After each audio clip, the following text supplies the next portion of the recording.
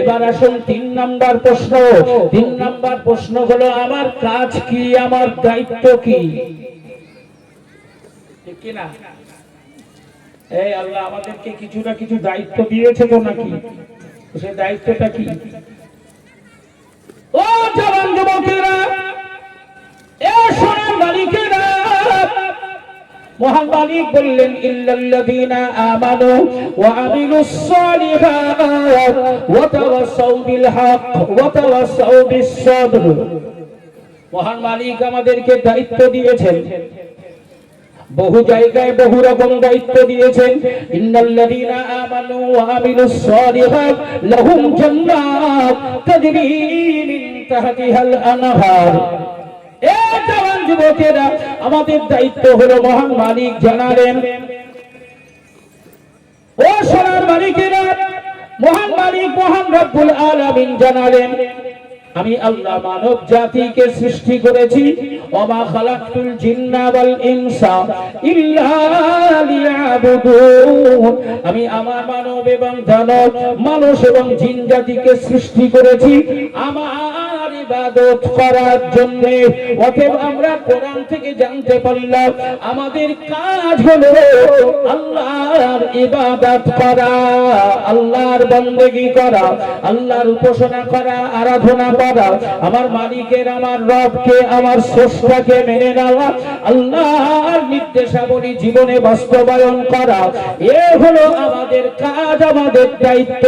আর আমার মালিক জানালেন, যদি 3টি জিনিস নিজেকে চিনতে পারো, তোমার বাপের বাড়ির ঠিকানা জানতে পারো, আর আমি আল্লাহ আমার পাঠানো, আমার সৃষ্টি করার মূল কারণটাকে যদি জীবনে বাস্তবায়িত করতে পারো, তাহলে আমি মালিক জানিয়ে দিলাম তোমাদের শেষ পরিণতি, শেষ ঠিকানা হবে আমার তৈরি করা দয়ার জান্নাত। জোরে বলো, আরো জোরে বলা যাবে না।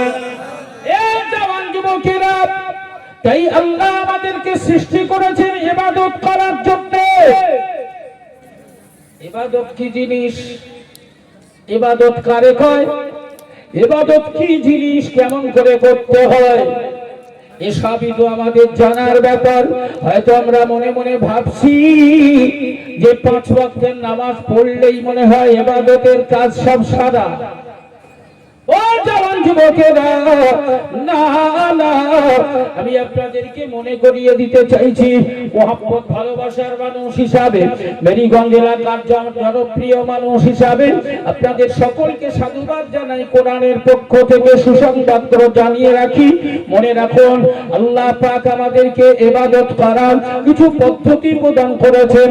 আজ আপনারা ঘর থেকে এসেছেন, ঘর থেকে যখন কদমটা বাহির করেছিলেন, হান্নান সাহেবের প্রতিষ্ঠিত মাদ্রাসার প্রতিষ্ঠিত এবং নির্ধারিত ইসারের সওয়াবে যাব, বক্তাদের আলোচনা শুনবো, কোরআনের আলোচনা শুনবো, হাদিসের আলোচনা শুনবো, জীবনটাকে পরিবর্তন করার জন্য ওই আলোচনাগুলি বাস্তবে রূপ দিয়ে জীবনে আমল করব, এই নিয়ত করে যখন ঘর থেকে বার হয়েছেন, আপনার ঘর থেকে বার হওয়া প্রথম কদম ফেলা, প্রথম পা তুলে ফেলা, দ্বিতীয় পা তুলে ফেলা, সেই থেকেই আপনার জন্য আজকের আগমনটাও হলো ইবাদত। জোরে বলুন সুবহানাল্লাহ, আরো জোরে বলা যাবে না।